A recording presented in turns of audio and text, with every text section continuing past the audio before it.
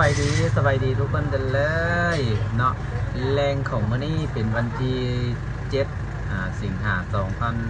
2025เนาะเวลานี่จะเป็น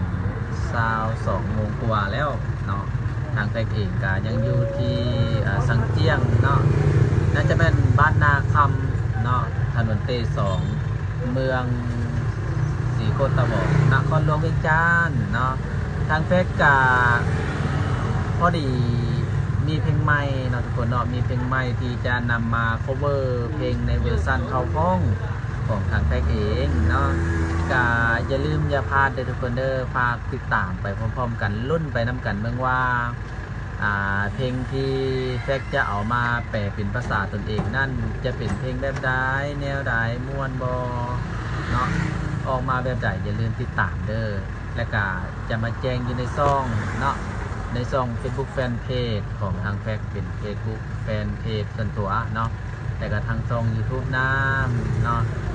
แล้วก็ถ้าว่าสำเร็จแล้วอาจจะได้ปล่อยอยู่ที่ซ่องขายเพลงใหญ่ที่เทศลาวเนาะที่ว่าทางแพกได้สังกัดอยู่ในปัจจุบันนี้